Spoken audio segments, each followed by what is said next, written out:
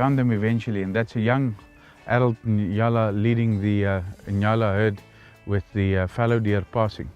Look at the stripes, the distinct striping on their body. Now, when they go and lie in the brown grass, it's very difficult to identify them. Seeing them run, they're healthy, their coats have got a very good finish. There's 2 young. There's one standing that we missed. Did you see him? Did you get it? So there was another young hidden, and we walked right past it. We passed within 3 meters of that young buck. Can you believe it?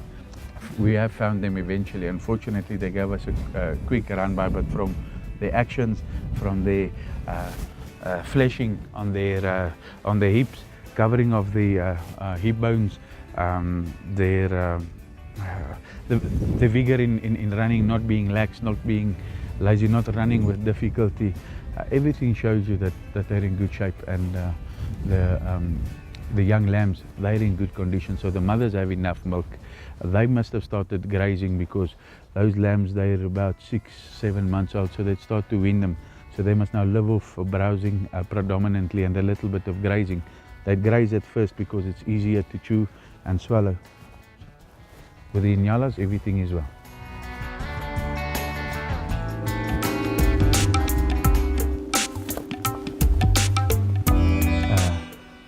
He has a great appetite for the better stuff. That's same lucerne and the maize that we looked at. So he's very much got a tooth for the good greens in life, and his appetite is his undoing, because he's very curious now, and driven by his likes for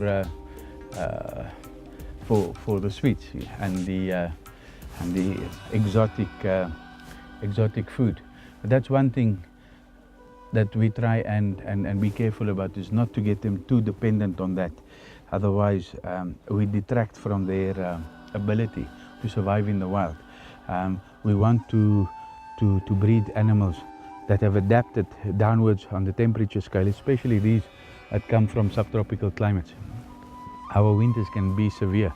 We can have 6 weeks with continuous frost every morning, and some days where the temperature will stay below 5 degrees.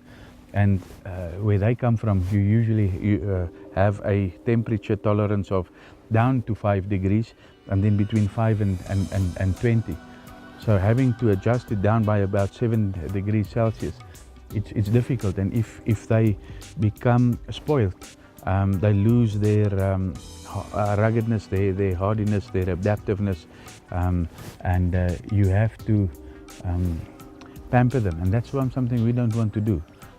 That's detracting from nature's way. You have to complement it, you have to manage it, and you have to make some adjustments and compromises to get it down. But then you have to phase in again an animal's strength, and if you don't, you lose focus and you lose the whole objective.